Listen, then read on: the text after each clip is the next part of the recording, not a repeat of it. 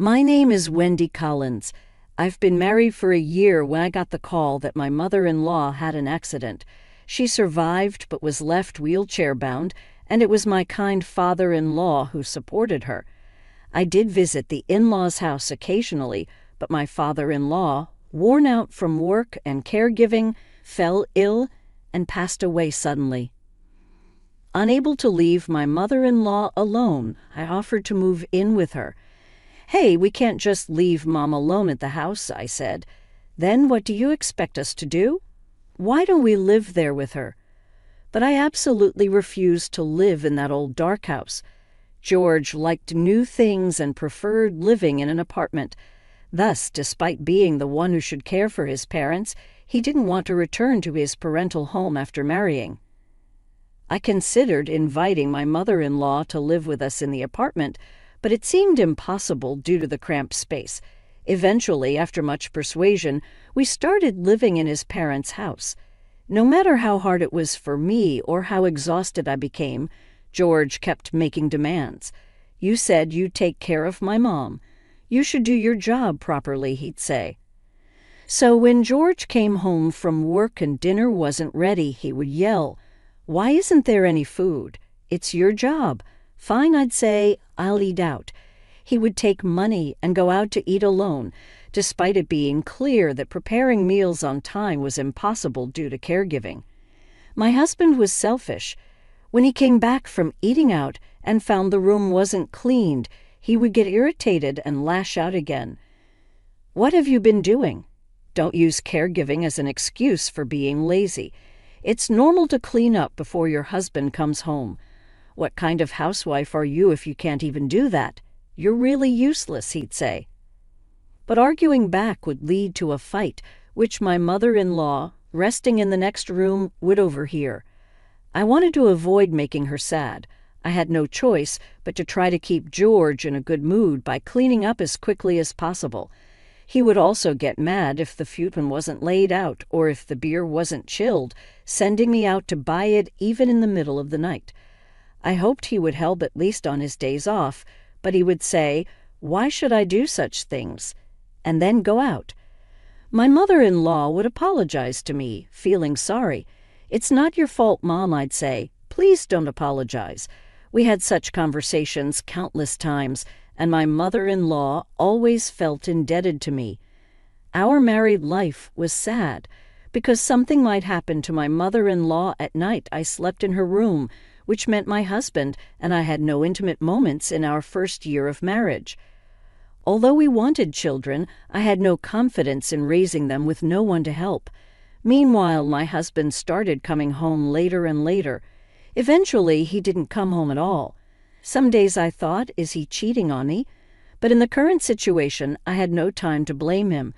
It was better to focus on getting through each day than to worry about unnecessary things. Then one day my husband came back with a woman. He was 30 and she seemed to be in her mid-20s. I was shocked when he said he wanted a divorce. With a mother-in-law who needed care, what was he planning to do by getting a divorce? I wondered. "I don't want to be tied down to this old-fashioned house, so I'll give it to you," he said, handing me the divorce papers. "But what about your mom? You can take care of her," I said. "You said you wanted to take care of the old lady." "So we moved here," he replied. "I was against it from the start, but she's your mom," he continued. "Even if she is my mom, I hate old things. I'm giving it to you, so be grateful." I felt only sadness at my husband's words, treating his mother like an object. "I'm going to start a new life with her. You do whatever you want," he said. "So hurry up and sign." "But I don't have an income. How am I supposed to live?" I asked. "That's your problem. It's your fault for not working," he replied. "I can't work because I'm caregiving," I protested. My dad worked while caregiving, despite that leading to his father's collapse. My husband thought of nothing. "Okay, I'll sign the divorce papers," I said. "Good. Now we can get married any time," he said to the woman beside him, who looked happy snuggling up to my husband. I felt a terrifying emptiness at the thought of him. Seriously abandoning his family, I didn't want to cling to such a man. Take care of the old lady, will you? With that, my husband left the house. It felt as if a hole had opened up in my heart. What was the point of everything I had done until now? It wasn't the sadness of being left by my husband that overwhelmed me, but a sense of emptiness. Then I heard the sound of a bell ringing from the back room. It was the bell I had placed by my mother-in-law's pillow for her to ring if she needed anything. I gathered my spirits and, pausing to smile before entering, rushed to my mother-in-law's side. Wendy Collins kept telling herself that she couldn't show her mother-in-law a sad face. I thought, but how do I explain being abandoned by her own son? Must be too shocking. "Mom, what's wrong?" I asked. "He left, didn't he?" My mother-in-law seemed to understand what had happened, feeling sorry yet frustrated at being unable to do anything. Wendy approached the bed, wondering what to say. However, her mother-in-law said, "Maybe we should sell this house first," and laughed. Huh? I was so taken aback that I could hardly find the words to reply. Don't be so surprised. I always thought he would leave this house eventually and that you would stay. But it's hard to care for me in this house, isn't it? So let's sell this house and move somewhere more comfortable. But Mom, even though we have this land, I think it will fetch very little. It's an old house after all. I know, and if we sell the house, we'll have nowhere to live.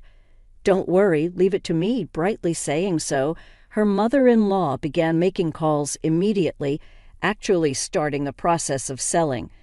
At the same time, she decided to move into a luxury senior apartment. Don't you think it's a nice place? The rooms are spacious, and it's all barrier-free. Getting out was difficult with the steps at the entrance, but here, there are no steps at the entrance, so it's easier for you, right?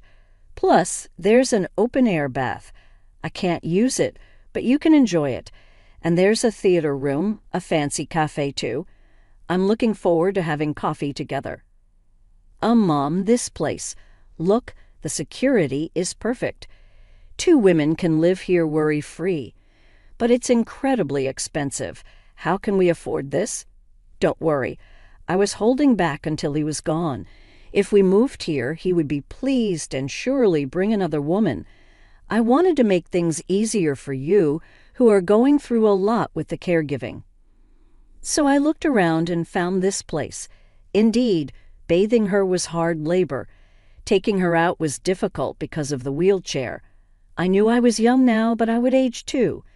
I had considered what to do when that time came. It would be nice if he helped, but he doesn't help at all. So I wanted to gift you something for all your hard work for me. Moved by my mother-in-law's kindness, my tears flowed. Despite the hardships, I was grateful for my mother-in-law's warmth. With the move decided, our new life began more comfortably than imagined. The lack of steps made caregiving easier for both.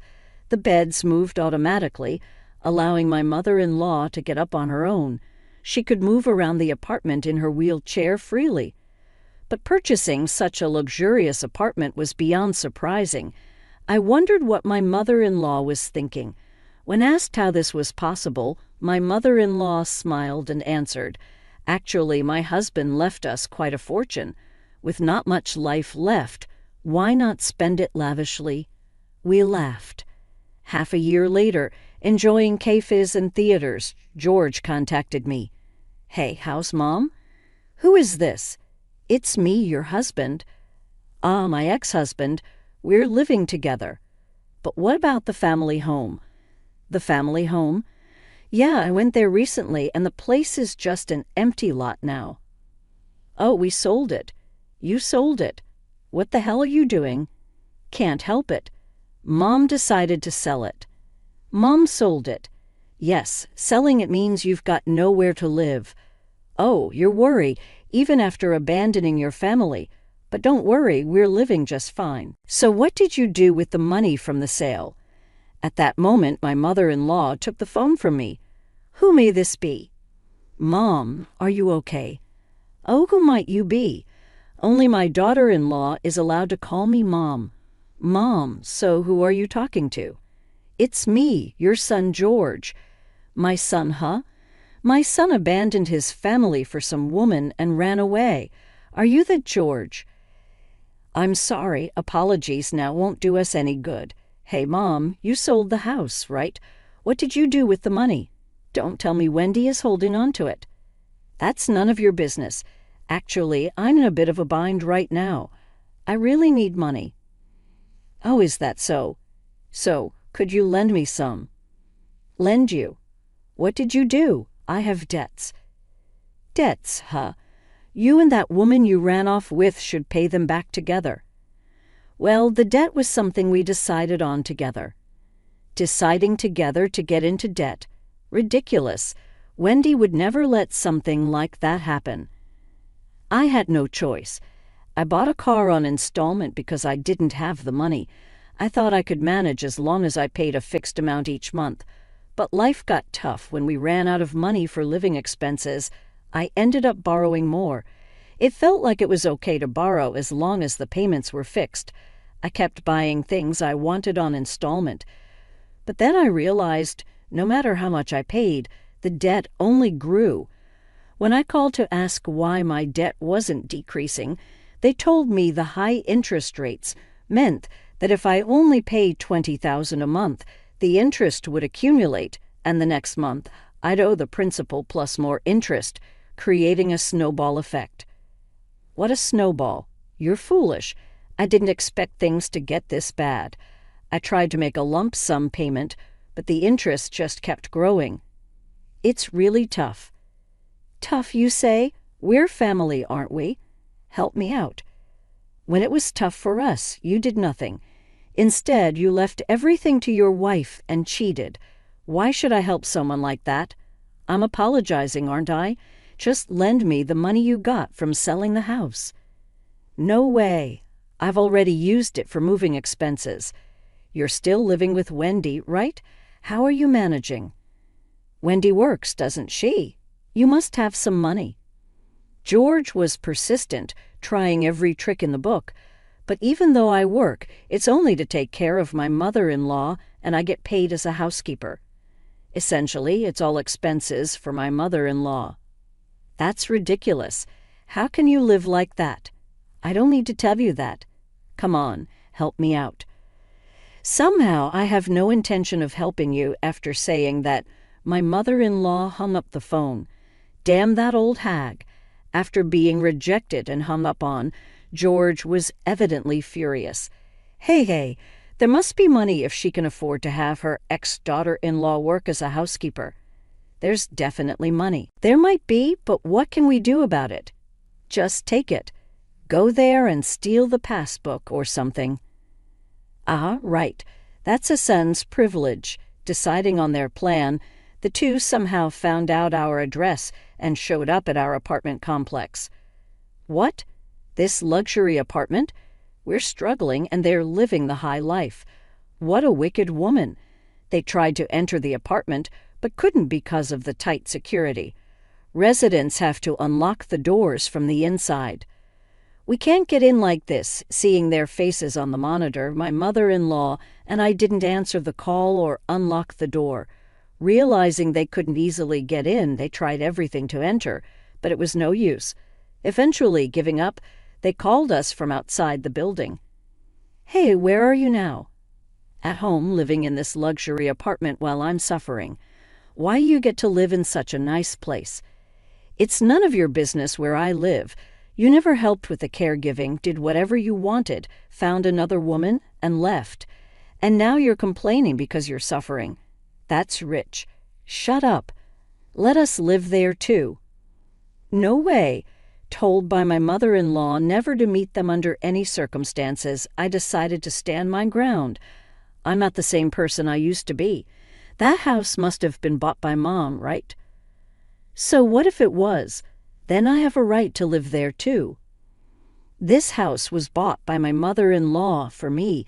She wanted to reward me for not complaining and working hard despite the difficulties of caregiving. You did nothing. Remember, you left because you said you hated the old house and apparently old people too. What a thing to say. I was just tired at that time. It couldn't be helped. Which mouth is saying that? Tired from what? You never did anything around the house. I don't find your joke funny at all. But I really was tired from messing around with other women. Maybe that's not what being tired means after all. You weren't the only one who was tired. Sorry, I just hated that house. If I could live in a beautiful luxury apartment like this, I'd help out this time. That's just an intention, isn't it? I am her son, after all. But Mom said not to let you in, right? After being abandoned, now you want a family reunion? Do you really think after being abandoned like that, she would still consider you her child? You're being too naive. Hey, don't get so worked up. You're just stressed because you're doing everything alone, right? Taking care of someone alone is really tough. If you let me and my wife help, it would surely be easier. I'm fine on my own, thanks. There's no way you can handle everything alone. I can, thanks to this apartment. What the hell? Why are you the only one getting this sweet deal? That's just wrong. That way of thinking is wrong to begin with. Hey, it wouldn't hurt to let us in just a little. Just letting us in is enough. Or are you planning to hoard all of Mom's money for yourself? I won't let you do that. Suddenly, George's wife joined the conversation. Realizing this was going nowhere good, I decided to contact the police. I thought it would cause less trouble.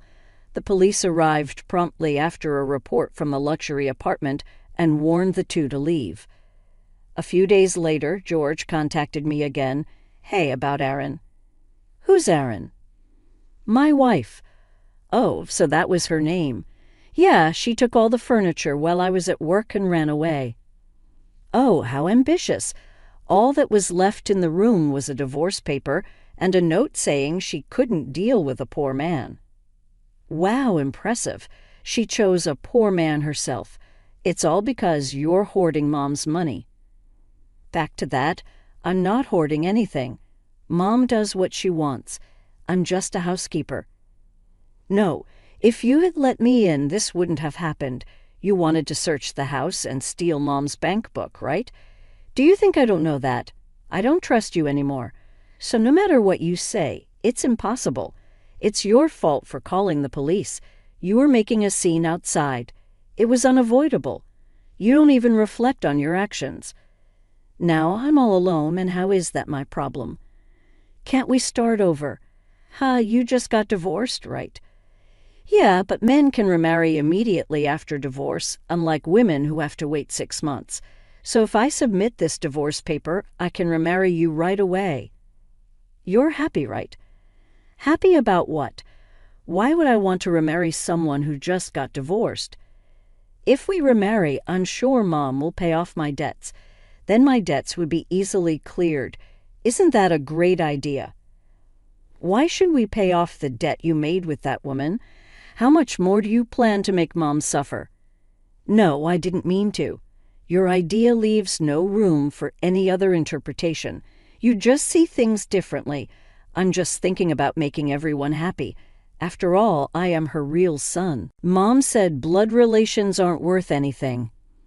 What nonsense. Blood relations are the most important. If blood relations are so important, why did you abandon Mom so easily back then? Impossible. That's why your wife left you, right? No, that's not it. She said if things continued this way, we'd end up in trouble with the police or chased by debt collectors, so she left. So she dumped you and left everything to you. Perfect. I never thought she'd divorce me and leave me with everything.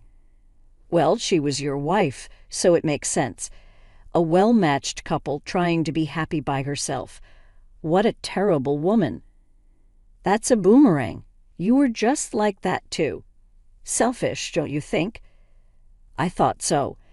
Selfish, self-centered, hopeless. That's why I hoped you'd go to hell. Yeah, I think so, too. A woman like that should go to hell. We really get each other. We should remarry. Carefree or utterly selfish. That seems to be my ex-husband George's way.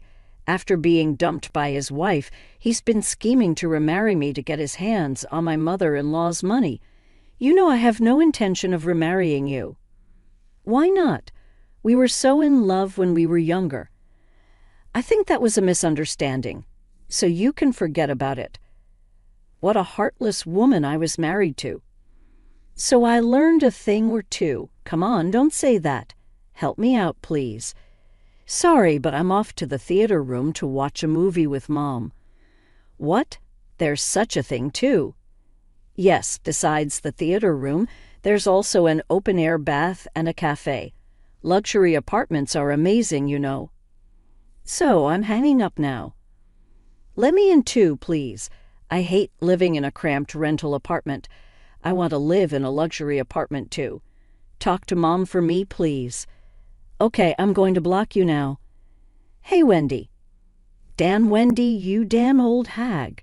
George was cursing until the very end, envious of the luxuries of the high-end apartment. As the call ended, I thought serves you right. In the end, after being blocked by me, George tried contacting his mother, but she also lambasted him and blocked him. Despite being rejected by both his ex-wife and mother, George was desperate for salvation and tried to get into the apartment again. This time he came prepared, disguising himself as a delivery man or a florist. Such admirable effort, if only he had shown it during our marriage. But it was too late. No matter the disguise, he was recognized and couldn't enter the apartment. Eventually, he started yelling and screaming in front of the monitor, prompting the building manager to deem it a disturbance and call the police. Thanks to that, George was taken away by the police to cool his head in a cell. With no one to pick him up, George named me, but being divorced and now a stranger, I refused. His mother's name came up, but she firmly declined due to her wheelchair and old age. Finally, after contacting several people, his boss came to pick him up, only to fire him for causing trouble.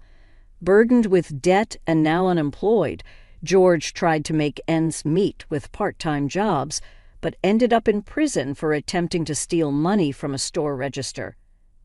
As for me, I continue to live happily in the luxury apartment with my mother-in-law. Lately, I've become good friends with other seniors living in the same building, enjoying every day. I'm very happy now.